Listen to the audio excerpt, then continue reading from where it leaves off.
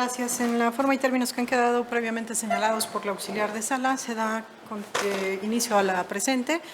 Pido a las partes comparecientes procedan a individualizarse, fiscal. La defensa.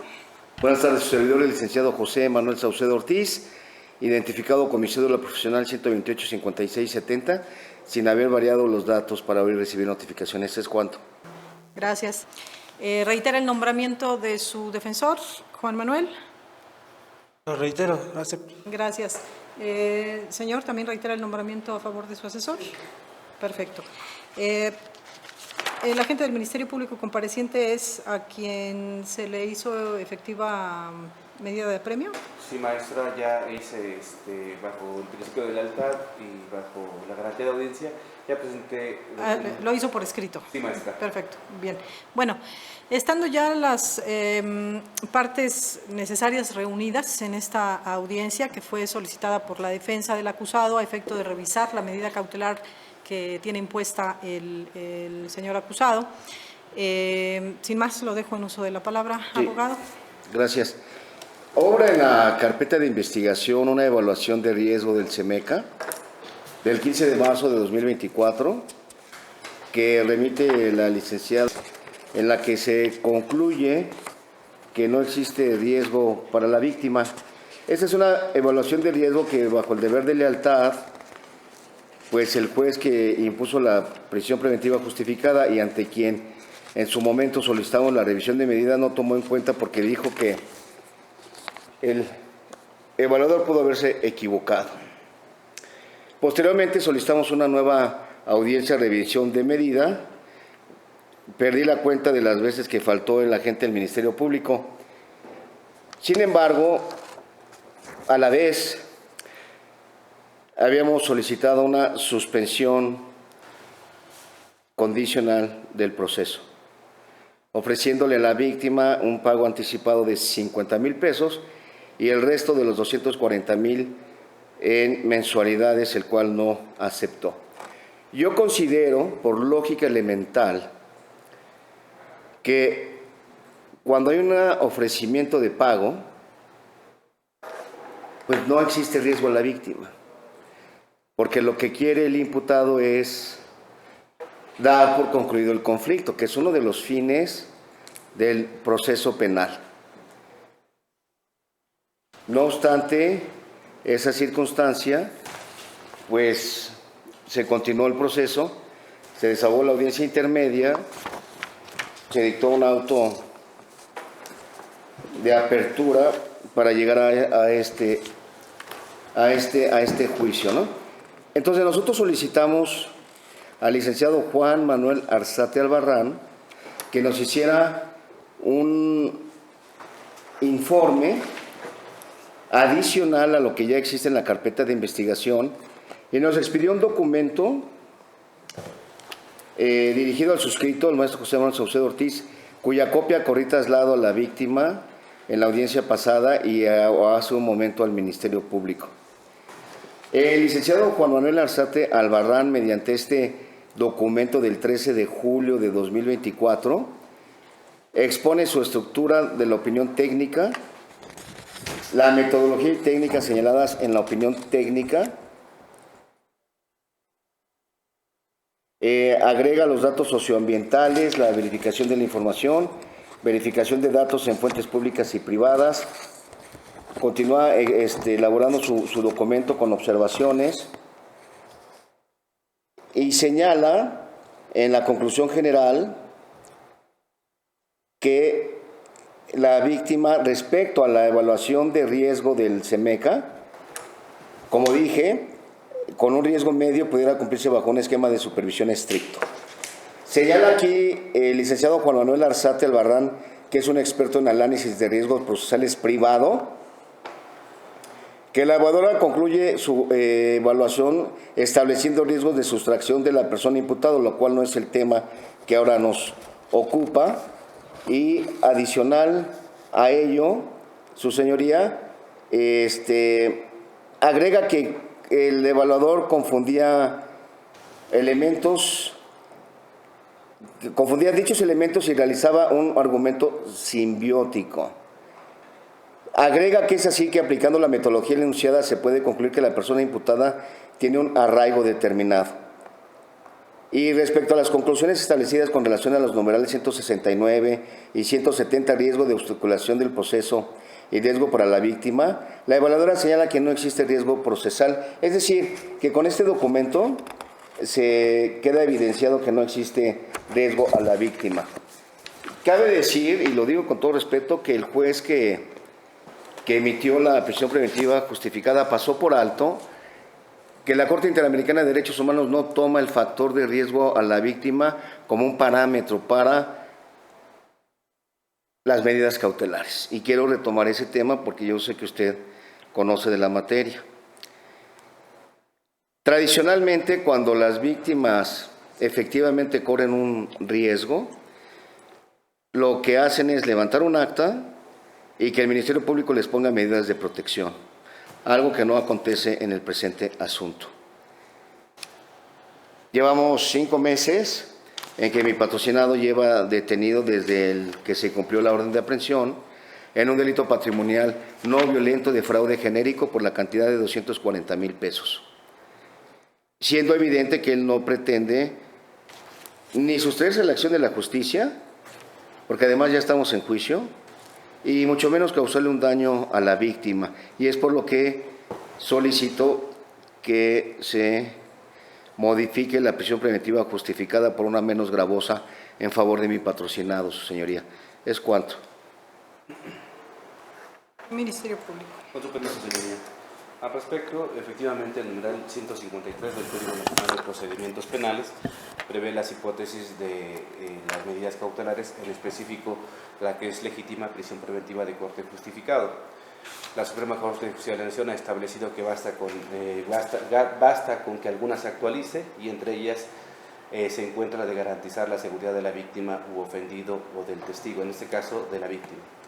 En audiencia en la que el juez de control impuso la medida cautelar de corte justificado, fundó su resolución justamente en la hipótesis de garantizar la seguridad de la víctima, porque en aquel momento, previa los argumentos, previo el estudio que se hizo, que considero necesario realizarlo en este momento, me refiero al registro al test de proporcionalidad, en base también a los principios y las sentencias emitidas en contra de México, en los asuntos Ompantle Tepil, García Rodríguez y demás, es que se deliberó, señoría, imponer la medida cautelar de prisión preventiva de corte justificado. Enseguida, señoría, el abogado, múltiples audiencias, 4 de abril del año 2024, 26 de abril, 28 de abril, 15 de mayo, diversas audiencias que se ha solicitado audiencia de revisión de medida cautelar.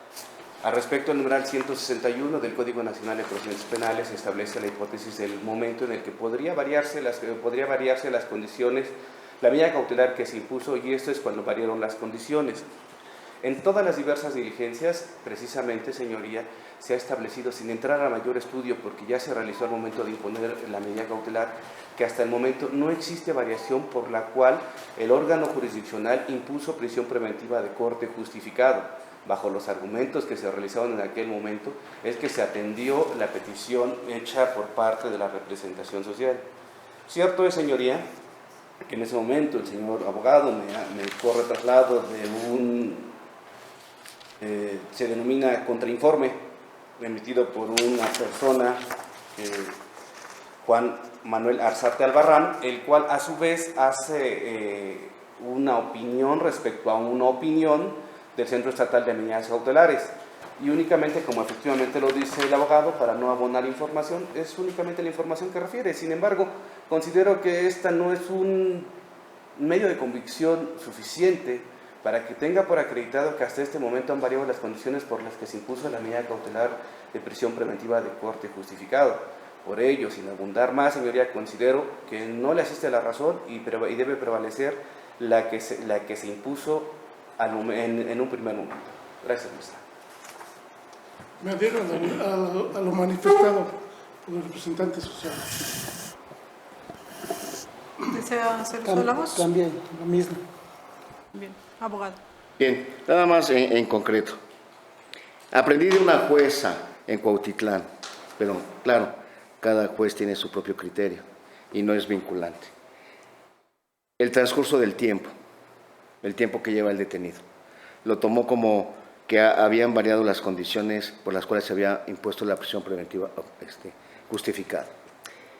2, a diferencia de la audiencia anterior, porque sí he pedido 4 veces audiencia, pero no había venido el MP, entonces no se había tocado este tema, donde este documento abona a esta variación de manera objetiva de las condiciones por las cuales se impuso. Entonces tenemos una nueva evaluación. Y tampoco habíamos podido tocar el tema de la propuesta de la suspensión condicional del proceso, que es otro factor con el que se deja evidenciado pues, que no quieren tener ningún riesgo a la víctima. Que en realidad nunca ha habido un riesgo a la víctima. Porque si nos vamos a la audiencia de aquí al juez, como yo comencé diciendo ayer, pues se impuso prisión preventiva justificada sin datos de prueba objetivos que acreditaran ese riesgo. Y entonces yo le dije al juez, o sea, si esta víctima dice que usted lo amenazó, ¿lo van a meter a la cárcel a usted? ¿Al auxiliar, al MP, a mí? Nada más por su dicho, por favor. Pero en fin, no fue suficiente para hacer entrar en conciencia al juez y ya ni modo, ¿no? Entonces, yo considero con todo respeto que sí han variado esas condiciones, su señoría, que han transcurrido 5 meses, que ya estamos en la etapa de juicio, que es un delito patrimonial no violento.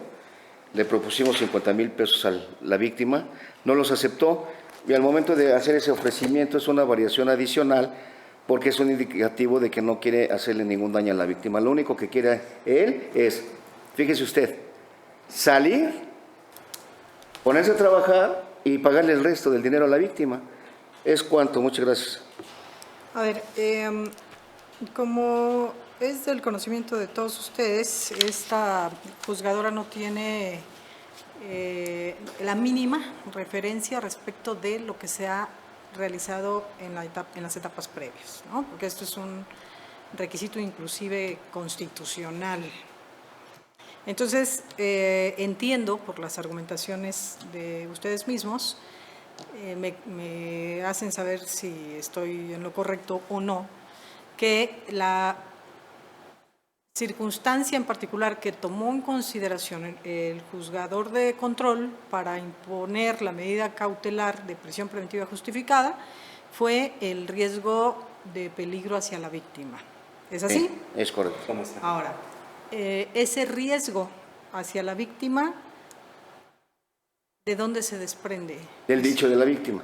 ¿Qué fue lo que dijo la Que víctima? dijo que estaba en las vías, en un tianguis, y que pasó en una moto, lo que de suyo es falso además, pero bueno, y que lo amenazó. Ok. ¿No? Eso es todo el riesgo. Señor, ¿qué fue lo que pasó? En esa ocasión, él venía en una moto y y me ¿Qué dijo, ocasión? ¿De qué día estamos hablando? Creo que fue el 3 de diciembre, no recuerdo más bien, pero de hecho ya viene en la declaración del expediente.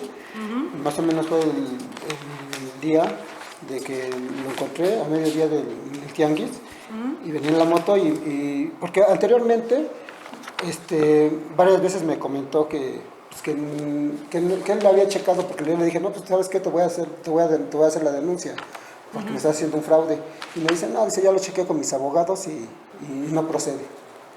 Entonces ese día, como obviamente le llegaron varias historias a su casa, entonces ese día me dice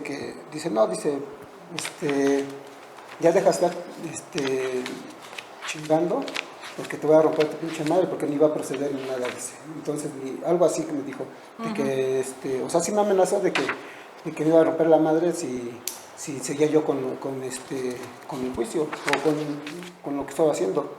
Es decir, usted ya había presentado su querella. Sí, ya había estaba la presentado. investigación. Ya, de hecho, ya estaba en el Ministerio Público, la Ya denuncia estaba y todo. solo ante el MP, no Sí, solo ante el MP. Y usted le hizo saber eso al Ministerio Público. Sí, de hecho, hice mi declaración allá desde un principio cuando presenté mi denuncia. Muchas gracias. En tiempo y forma hice todo eso, pero anteriormente, pues, obviamente, hubo amenazas en cuanto a que le estaba yo requiriendo la factura. De hecho, incluso en mi celular tengo, cuando yo varias veces le pedí que me entregara la factura, obviamente... Sí, bueno, con relación a eso ya tendrá la oportunidad de rendir su declaración. Lo único que quiero saber es el tema específico de la amenaza. no, sí, de hecho, antes de eso... Usted se lo también- dijo al Ministerio Público. Sí, yo se lo dije al Ministerio Público allá en mi declaración. Hasta ahí, con eso es Anteriormente suficiente. hubo más de... Muchas amenazas. gracias. Ministerio Público, en la carpeta de investigación, ¿qué datos de prueba hacen referencia a esas amenazas? Efectivamente, maestra, existe una entrevista donde da cuenta de esa circunstancia. Mi compañero homólogo en la investigación inicial se impuso medida de protección. Me preguntó datos de prueba. Preguntó datos de prueba la maestra. Es la misma práctica de todos los años. Usted hace una pregunta y se salen por la tangente.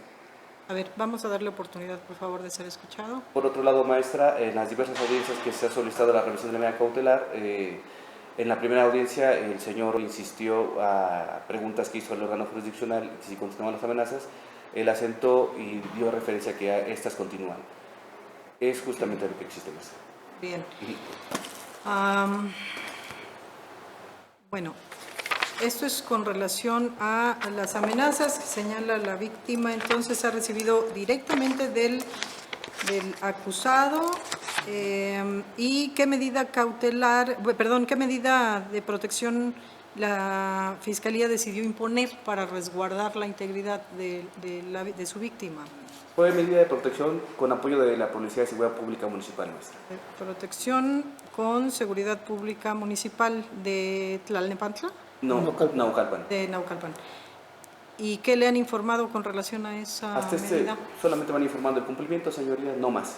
¿Y en qué se ha traducido esa seguridad? Es decir, ¿hacen rondines, entrevistan con él, permanecen a las afueras de su domicilio o cómo se ha ejecutado? Se ejecuta a través de rondines, indican, si bien es cierto, el mandato ministerial consistió en custodia continua, visual y permanente, lo cierto es que esa autoridad ha informado que atenta a la falta de servicios públicos es a través de rondines. Rondines, entonces, a pesar de que usted pidió custodia continua, es a través de rondines, es decir, no permanente, pero sí continua, digamos. Es correcto, maestra. Muy bien. Ahora, la defensa me habla de una evaluación de riesgo que emite un profesionista de corte privado, que es Juan Manuel Arzate Albarrán, y que este informe es del 13 de julio del año 2024. Es entonces advierto posterior al auto de apertura a juicio oral que fue emitido el 7 de junio del año 2024. Ahora, lo que el Ministerio Público me dice es un contrainforme. Lo que arroja es que respecto del riesgo hacia la víctima no existe. ¿Es así? Es correcto, que es lo mismo que decía el CEMECA, oficial. Ok, a ver, es donde quiero que me clarifiquen las partes. Este contrainforme dice que no hay riesgo para la víctima. Esa conclusión, ¿con base en qué la emite, maestro Saucedo? Sí, un segundo, se me fue por acá. Nada más, entre paréntesis, porque usted lo comentó y le preguntó al Ministerio Público, la entrevista de la víctima donde refiere la amenaza es del 4 de diciembre del 2023. Okay.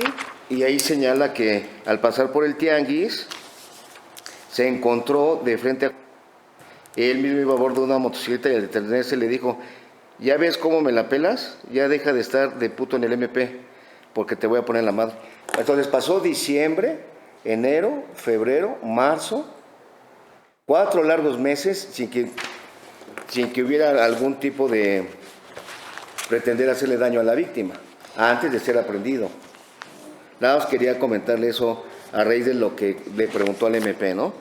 4 largos meses y todo quedó en una supuesta amenaza que además es falsa. Bueno, el adjetivo de falso vamos a... Sí, queda como una apreciación personal mía, Okay. ¿no? Corroborada de cuando le dije que estaba A ver, sí, nada más falseando, que se fue corriendo. No lo podemos sostuvo. valorar todavía. No puede. No, y además fue afuera, Bueno, ¿no? bien, entonces, a ver, dígame, ¿con base en qué?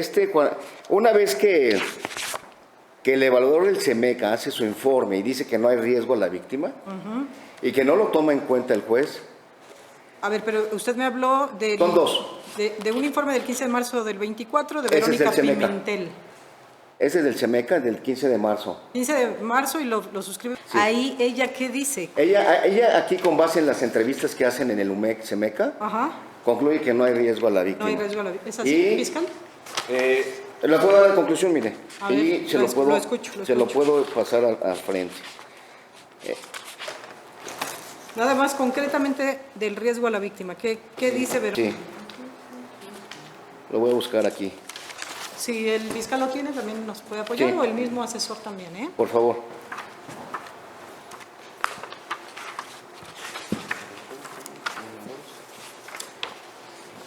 En el punto 3 de riesgos procesales, a la última foja, dice el CEMECA que de acuerdo con lo prescrito por el artículo 170 del Código Nacional de Procedimientos Penales no se pudo identificar riesgo para la víctima u ofendido, testigos o para la comunidad.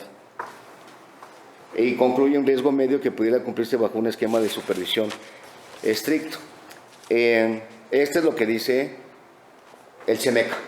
Ok, a ver, ¿riesgo para la víctima no hay? ¿O ella no lo advierte? No, literalmente así dice, mire. Sin embargo, establece un riesgo medio con Sí. supervisión estricta. Exacto. Bueno, y deme un Y segundo. una, Un segundito. Sí. ¿Con base en qué la evaluadora de riesgos del CEMECA concluye el riesgo medio? El riesgo medio precisamente hace diversas referencias, maestra.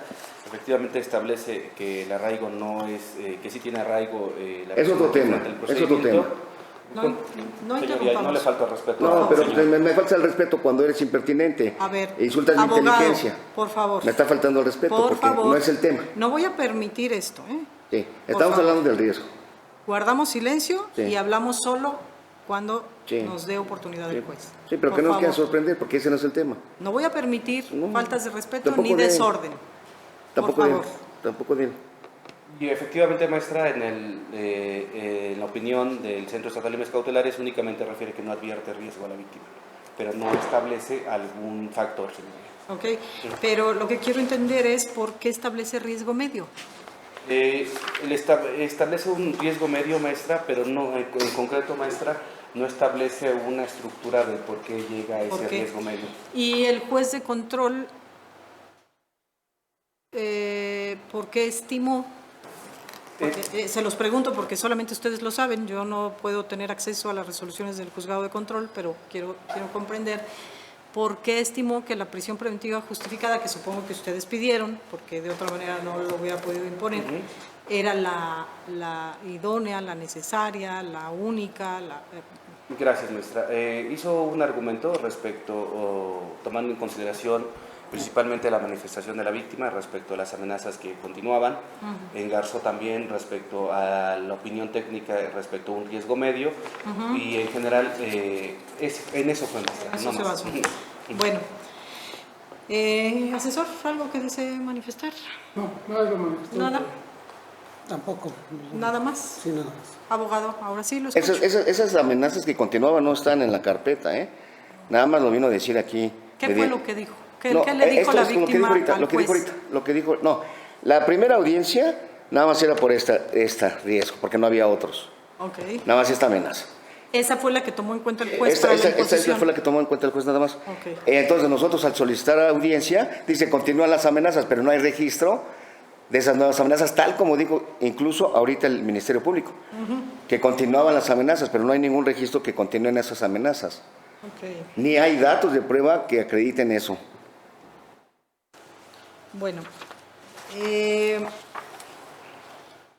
la defensa me dice que ya le corrió traslado al fiscal y al asesor de lo que llaman contrainforme o evaluación de corte privado. Ahí, evidentemente, tampoco se advierte riesgo para la víctima, ¿o sí? No es correcto, maestra, No, en su no hay. conclusión dice. ¿no? Este es del 13 de julio de 2024. Es correcto. ¿Qué más dice además del riesgo que no hay riesgo para la víctima? Es que en realidad, maestra, yo también considero, lo llama contrainforme la persona que lo hace Ah. y únicamente se aboca a a una crítica a la opinión del evaluador Centro Estatal de Medidas Cautelares, sin tomar en consideración alguna entrevista que considera pertinente por parte de la víctima, tal vez un traslado a la víctima, como lo hace el Centro Estatal de Medidas Cautelares, o tal vez una entrevista a los servidores públicos del Centro Estatal de Medidas Cautelares para constatar efectivamente ese riesgo. Únicamente se aboca a hacer la crítica de al un que emite informe. el CEMECA. Es correcto, maestra. Y el CEMECA sí tuvo contacto con la víctima. Entonces, ¿cómo dijo que no había riesgo? ¿El CEMECA no me entrevistó? Tengo conocimiento que no, maestra, que no tuvo contacto. No. Bueno. ¿Algo más, defensor? Un segundito, por favor.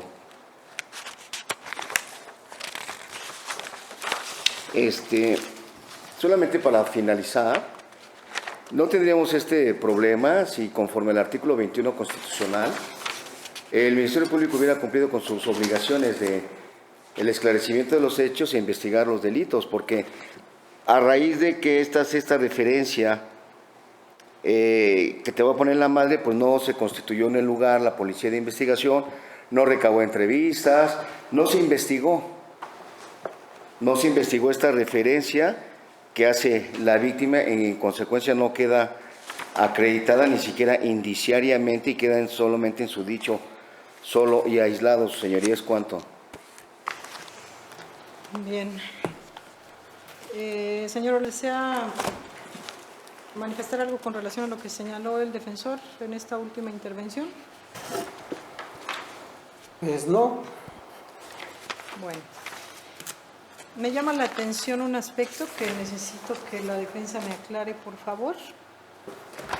El auto de apertura a juicio que se me remitió señala la medida cautelar que se le impuso al justiciable es prisión preventiva de corte justificado. Sin embargo, señala, cito literal, hago de su conocimiento que en el presente existe juicio de amparo pendiente de resolución promovido por el acusado en contra de la medida cautelar, sin que dicha autoridad haya realizado pronunciamiento respecto de suspender el procedimiento en etapa intermedia, y desglosa los puntos resolutivos. El cuarto, cito literal, se concede la suspensión definitiva para el efecto de que quede a disposición de este juzgado de distrito en cuanto a su libertad personal en el lugar en que se encuentre interno y a disposición del juez de control para la continuación del procedimiento. Con relación a ello, tiene el uso de la voz. Sí, muchas gracias. Al mismo juez de control le surgió la duda que si podía resolver. Y es de explorado derecho que puede resolver, igual que usted. Pero para quitarnos de dudas se giró un oficio y la defensa promovió un escrito donde el juez, se lo digo bajo protesta de decir verdad, Sí. dijo: no tienes problema en resolver la petición de revisión de medida. No tendría por qué existir. No tiene problema. Pero ¿ese juicio de amparo sigue vigente? Sí, sigue vigente, su señoría. Bueno, tengo suficiente para resolver.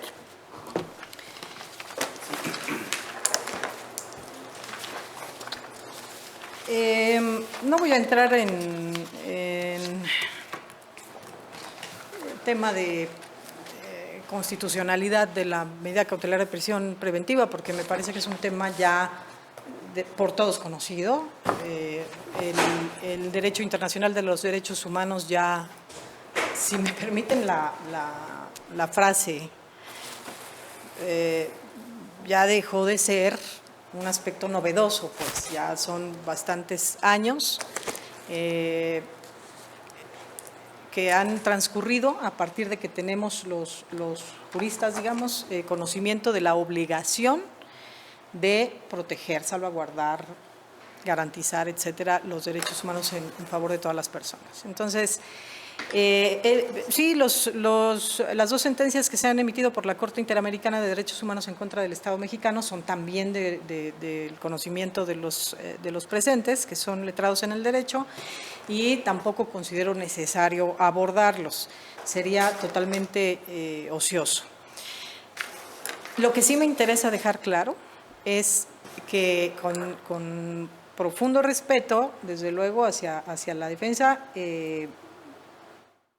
sé de su capacidad, es un litigante que suele pues, llevar muchos asuntos en todos los distritos judiciales de este Tribunal Superior de Justicia, entonces conocemos de su calidad, pero disiento de su opinión cuando nos señala que la protección a la víctima no es un aspecto que el juzgador deba tomar en cuenta para la imposición de la medida cautelar. ¿Y por qué no?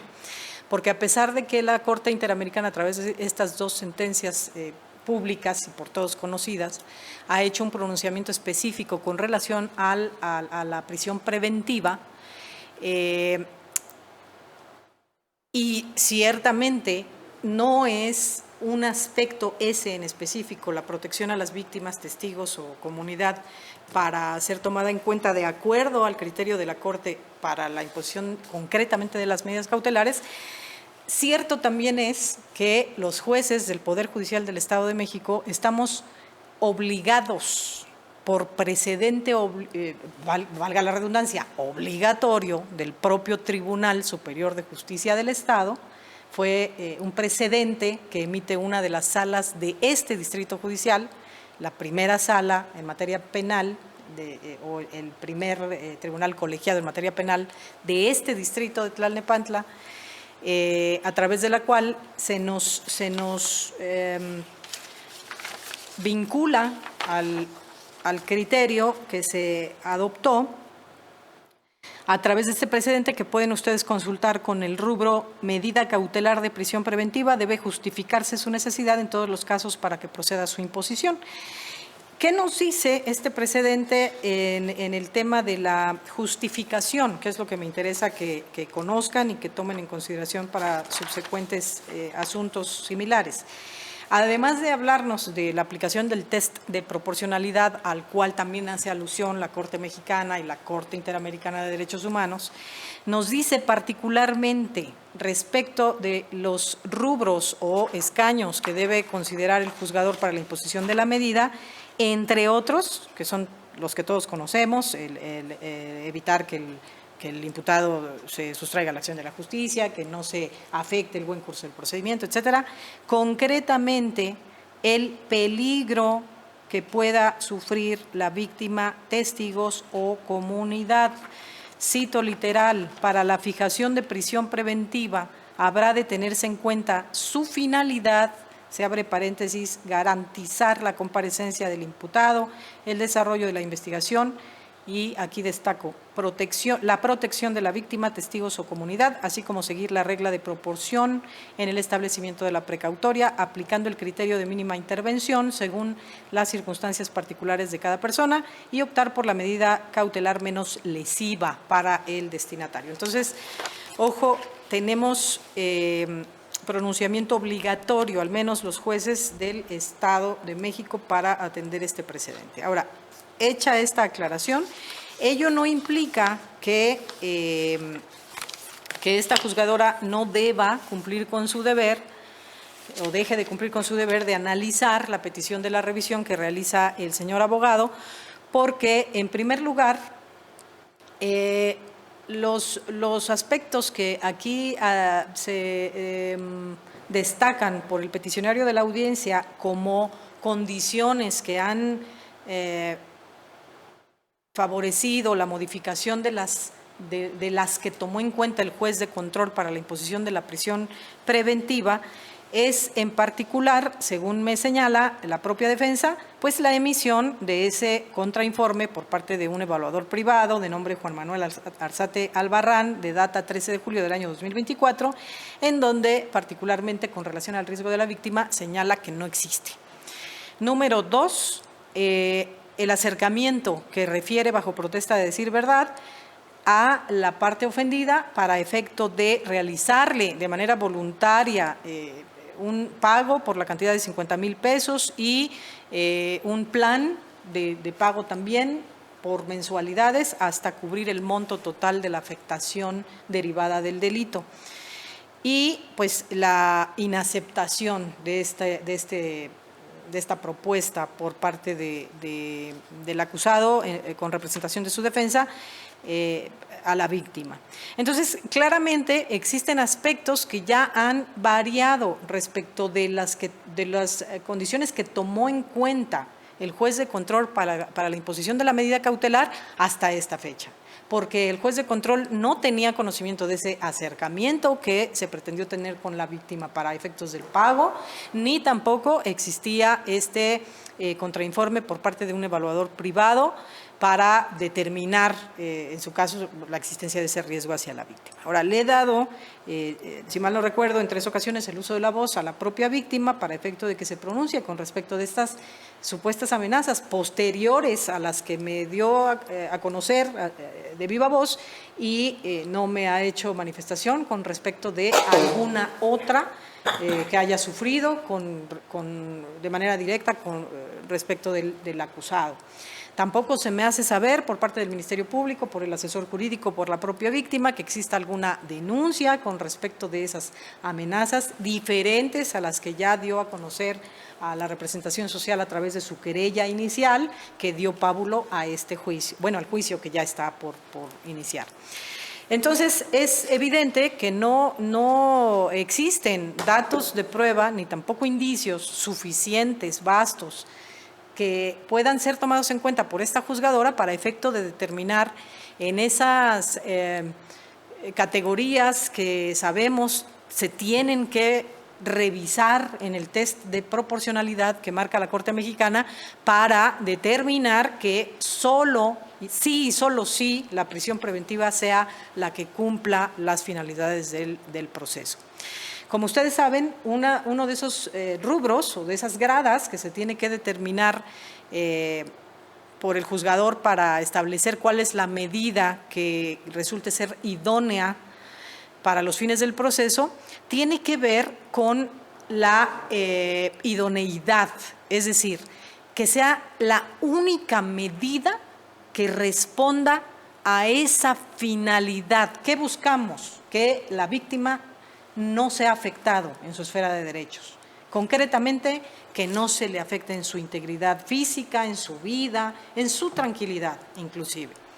Entonces, aquí la pregunta que tendríamos que hacernos es, ¿la prisión preventiva es la única que puede evitar que a la víctima se le moleste en su esfera de derechos? La respuesta, señores, necesariamente es no. Por supuesto que no. ¿Por qué razón? Porque de todo el catálogo que se prevé en el artículo 155 del Código Nacional de Procedimientos Penales, existen otras, por supuesto, que pueden evitar que el acusado se acerque siquiera a la víctima, evite tener contacto con él, se abstenga de llevar a cabo molestias en su esfera de derechos.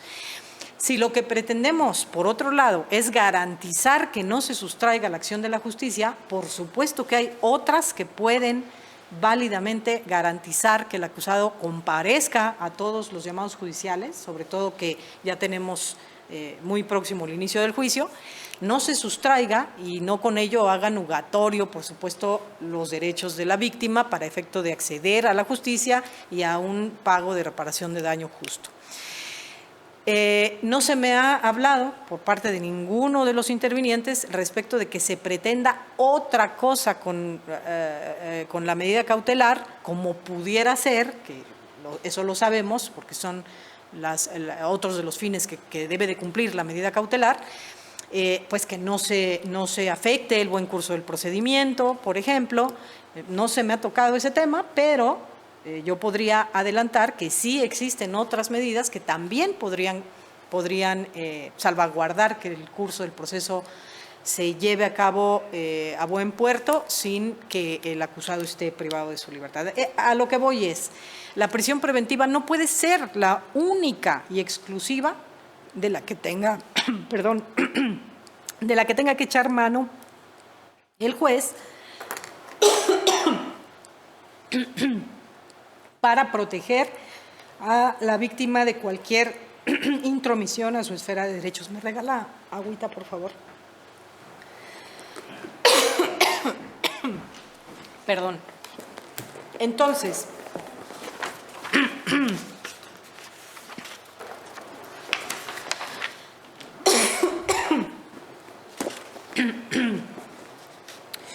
Con fundamento en lo que disponen los artículos 161, 171 y 180 del Código Nacional de Procedimientos Penales, que prevén, entre otras cosas, la posibilidad de revisar la medida cautelar en caso de que las condiciones de su imposición han variado. Las partes, inclusive, muchas gracias, tienen el derecho incluso de ofrecer y desahogar prueba. En este caso, la defensa decidió no ejercer ese derecho, sin embargo, sí me dio a conocer el contenido de la evaluación que se realizó en data 13 de julio del año 2024, a través de la cual pues, se señala que no existe riesgo alguno para la víctima si el acusado gozara de su libertad. El Ministerio Público también me ha señalado que impuso una medida de protección a través de Seguridad Pública Municipal de Naucalpan para efecto de que se salvaguarde la integridad y vida de la víctima con respecto del delito.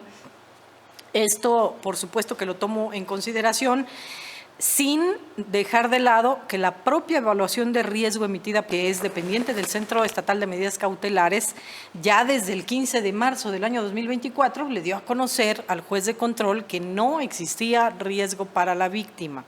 Por supuesto que no es mi competencia, ni tampoco sería ético ni correcto que realice yo un pronunciamiento en torno a la emisión de la resolución de mi homólogo de control, porque no es mi facultad y no tengo, por supuesto, esa,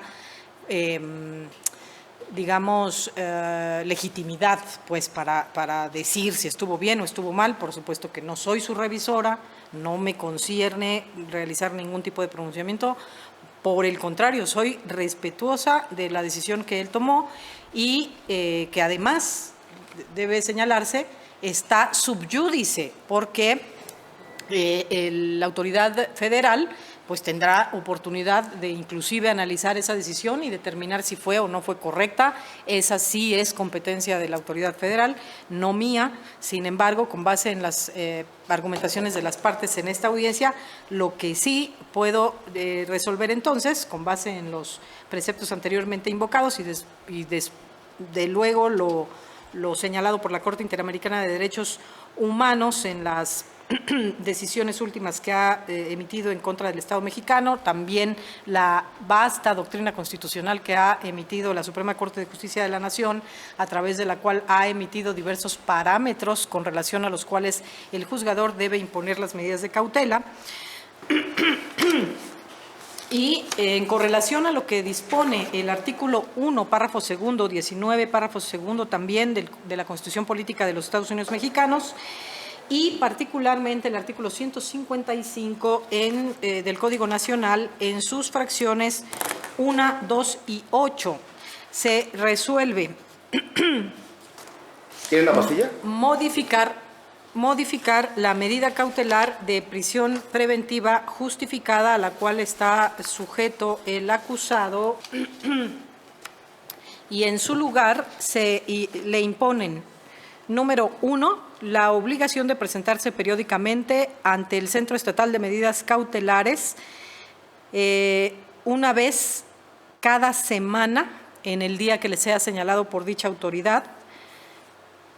Número 2, la exhibición de una garantía económica por la cantidad de 45,000 pesos en efectivo. Y número 8, la prohibición de acercarse a la víctima, su familia directa o su domicilio en un radio no menor a 1 kilómetro a la redonda. ¿Esto qué significa, señor? Se le ha sustituido la medida cautelar de prisión, va a poder quedar usted en libertad siempre y cuando exhiba la cantidad que acabo de mencionar, comparezca cada semana ante el Centro Estatal de Medidas Cautelares y se abstenga de acercarse a la víctima, a su familia directa o a su domicilio.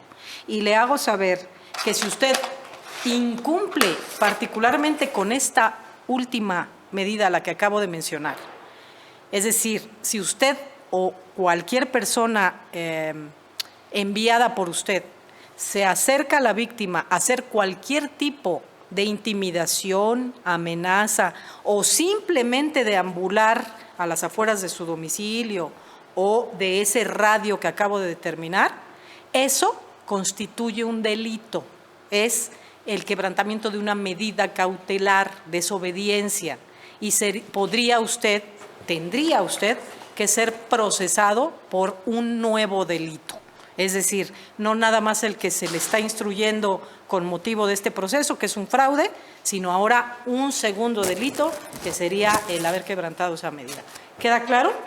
Sí, señoría. Ahora, entre otras obligaciones que usted va a contraer al haberle cambiado esta medida, es no faltar a ninguna de las audiencias a las cuales se le cite para el juicio. Usted tiene ya señalada fecha de juicio oral para el próximo lunes. Es posible que ese mismo día se concluya el juicio, pero si no es así, se señalarán otras audiencias con posterioridad. Si usted falta a alguna de esas audiencias, escúchelo bien, si usted falta a alguna de esas audiencias, el Ministerio Público lo que me va a pedir es que le libre una orden de reaprehensión. Lo voy a mandar a prender. ¿Para qué? Para que sea nuevamente interno o ingresado a la cárcel. Y entonces ya no le voy a poder cambiar ninguna o imponerle alguna de estas otras medidas. Se va a quedar sí o sí en prisión. Espero que lo entienda. Sí, eso sí. Entonces, evite ausentarse a las audiencias, evite molestar al señor, sea de manera directa, a través de sus defensores, de familiares, de amigos, de conocidos. No tiene por qué acercarse a él y mucho menos amenazarlo, intimidarlo, burlarse, nada, porque puede usted cometer otro delito. Sea consciente de eso. Y número 3, si usted no acude, como le estoy ordenando, cada semana ante el Centro de Medidas Cautelares, va a pasar lo mismo. Le voy a revocar su libertad y voy a mandar que lo ingresen nuevamente. Espero que lo tenga claro, ¿de acuerdo? Sí, señoría. Entonces, una vez que haga la exhibición de su garantía, pues quedará en libertad, pero sujeto, desde luego, a comparecer cada vez que sea llamado a este recinto judicial. Y como tengo que cerciorarme que usted no vaya a dejar de estar localizable, necesito que me dé un domicilio cierto, correcto y completo donde yo pueda localizarlo cada vez que se le necesite. ¿Cuál es ese domicilio? Bueno, cualquier notificación que le llegue de parte de su servidora, que es quien va a presidir su juicio, tiene que recibirla y tiene que darse por enterado. ¿Queda claro? Sí, señoría. Bueno, adicional, al margen de que voy a subir la resolución al expediente digital para que tengan acceso a la misma, les recuerdo, sobre todo Ministerio Público, asesor y a la propia víctima, que si ustedes no están de acuerdo con esta decisión, pueden interponer recurso de apelación en contra de la misma para que sea mi superior quien revise y determine si estuve o no en lo correcto. ¿De acuerdo? Bien. Comuníquese mediante el oficio de estilo al juez séptimo de distrito en el Estado de México con sede en Naucalpan de Juárez, lo resuelto en esta audiencia, en atención a que puede, desde luego, impactar a la resolución del juicio de garantías que tiene interpuesto como quejoso el acusado. ¿Alguna manifestación o petición final? Únicamente, señoría, solicito en primer momento me permita acceso al expediente electrónico y, de ser posible, señoría, se emita resolución respecto a la petición que realicé en cuanto a la justificación de mi inasistencia en segmento de desarrollo. Cierto, sí. Asesor. Pues nada más, igualmente solicitamos acceso al expediente electrónico. Asimismo, si es posible, otorgarnos una copia del mismo. De la videograbación, claro, sí. 4 cosas. La primera, copia simple del video recabado con motivo de la presente audiencia, autorizando a Guadalupe Sánchez Pliego para que la recoja. 2, acceso a la carpeta digital, por favor. 3, afablemente solicitarle a su señoría, como sucede en otros juzgados, que le permitiera la libertad a mi patrocinado dándole 3 días hábiles para exhibir la garantía. O sea, ¿quiere un plazo? Quiero que le permita la libertad hoy y que le dé 3 días hábiles para exhibir la garantía, por favor. Ok. ¿Su fundamento legal? ¿Su motivación? Bueno, en primer lugar porque eso le va a permitir ir por el recurso y exhibirlo mañana. Más que nada, porque hay cuentas bancarias en donde no se las han dado a su hermana porque tiene que ir él. Pero pueden hacer No hay cartas poder, ni poder ante notario, ni el pueden notario hacer- puede entrar al cerezo, ni nada de eso. A ver, no, es que hay medios electrónicos a través de los cuales pueden Sí, no permiten realizar. entradas a celular para acceder a banca móvil, nada de eso. A ver, vamos a corroborarlo, por favor.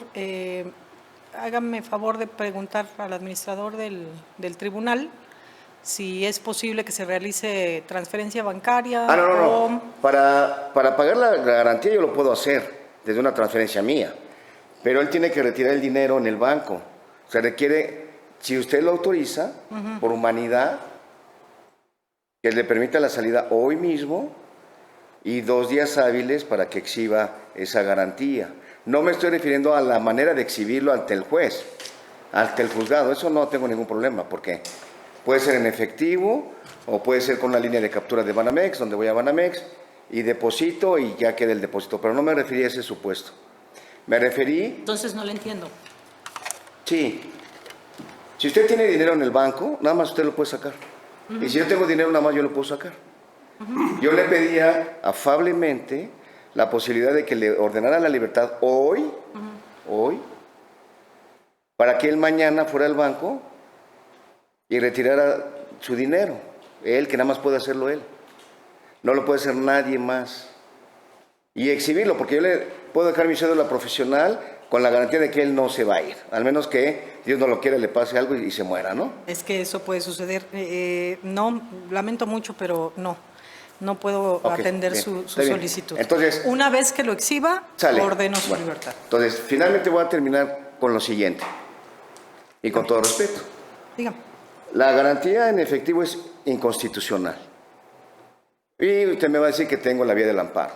Así es. Pero yo voy a ser muy puntual en que, como usted dijo que en efectivo, para que ordene al auxiliar, al administrador, que le voy a traer 45,000 pesos en efectivo a la ventanilla y que me lo reciba, por favor.